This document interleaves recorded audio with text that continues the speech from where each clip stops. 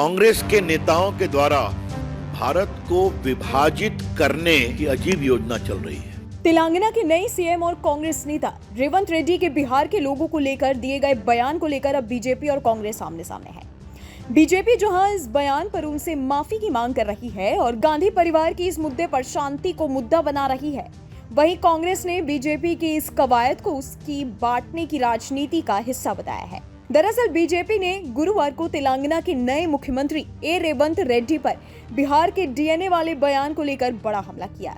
BJP ने कहा कि कांग्रेस देश को बांटने की कोशिश कर रही है और वो अपने आप को बनाए रखने के लिए गिरती जा रही है।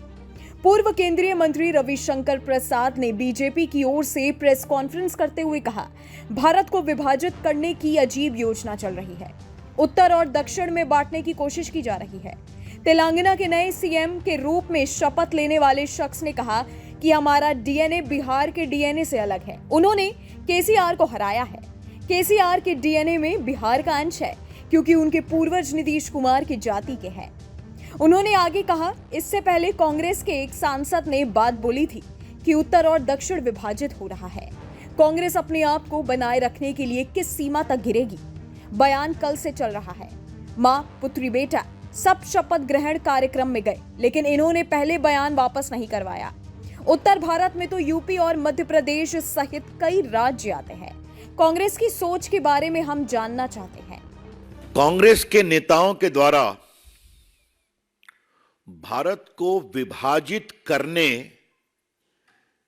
की अजीब योजना चल रही है।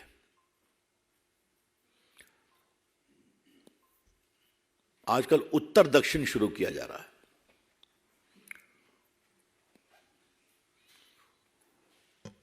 जिन श्रीमान जी ने आज शपथ लिया है तेलंगाना के मुख्यमंत्री के रूप में, उन्होंने कहा कि हमारा डीएनए बिहार के डीएनए से अच्छा है और जो मुख्यमंत्री राव साहब को उन्होंने हराया है, उनके डीएनए में बिहार का अंश है क्योंकि उनके पूर्वज नीतीश कुमार की जात के हैं, वहां से आए थे। इसके पहले कांग्रेस के एक एमपी ने बात की थी, नॉर्थ साउथ डिवाइड हो रहा है।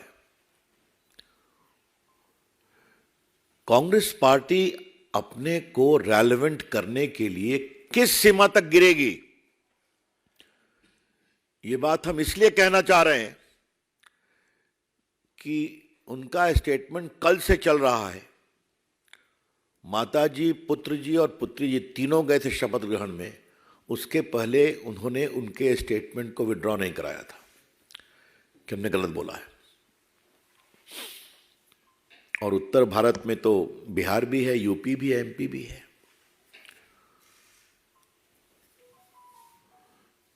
ये कांग्रेस पार्टी की क्या सोच है, हम जानना चाहेंगे। रविशंकर प्रसाद के बयान पर लोकसभा में कांग्रेस के नेता अधीर रंजन चौधरी ने कहा कि बीजेपी अब देश को उत्तर दक्षिण में बांटने की कवायद में जुटी है।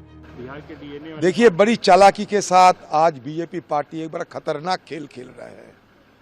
वो खेल ये कि उत्तर भारत और दक्षिण भारत के बीच दरार पैदा करना, ये बड़ा बड़ा अन्याय होगी, बड़ा मतलब बड़ा चिंताजनक होगी। इसमें हो सकता कि उनकी चुनावी कोई नाफा होंगे, ये उनको मतलब उनको ये विचार में आ सकता। लेकिन देखिए, हमारे देश एक 140 करोड़ आबादी वाले देश, हर बात में उत्तर दक्षिण ये कहे जाते, सदन के अंदर सदन की बाहर। और बड़ी चालाकी के साथ जब उनको ये पता चले कि दक्षिण भारत में बीजेपी की पार्टी की जीत हासिल करना आसान नहीं है, मुनासिब नहीं होगा, क्योंकि कर्नाटक में हारी, तमिलनाडु तो हारेगी ही, तेलंगाना में हार गई। इससे उसको पता चली कि दक्षिण भारत में उनके पार रखने की और जगह नहीं मिलेगी। इसलिए चलो उत्तर और दक्षिण के बीच एक दरार पैदा करो। कम से कम उत्तर भारत के लोगों को, हिंदी भाषी इलाके के लोगों को ये कहे कि देखो, हम तुम्हारे साथ हैं। लेकिन हम चाहते हैं कि देश की प्रधानमंत्री देश की साथ हो। देश की प्रधानमंत्री ना उत्तर की है, ना दक्षिण की है, न पूरब की है न पश्चिम की है। देश की प्रधानमंत्री देश की होना चाहिए, समग्र देश की प्रधानमंत्री बनना चाहिए, ये मैं जरूर कहूँगा। रेवंत रेड्डी ने कथित तौर पर कहा था, मेरा डीएनए तेलंगाना का है, केसीआर का डीएनए बिहार का है। वो बिहार के रहने वाले हैं। केसीआर की जाति कुर्मी है। वे बिहार से विजयनगरम और वहां से तेलंगाना आए। तेलंगाना का डीएनए बिहार के डीएनए से बेहतर है। आपकी इस वीडियो के बारे में क्या राय है, हमें नीचे कमेंट बॉक्स में जरूर बताइएगा। बाकी देश और दुनिया की तमाम बड़ी खबरों के लिए आप देखते रहिएगा न्यूज़ नेशन।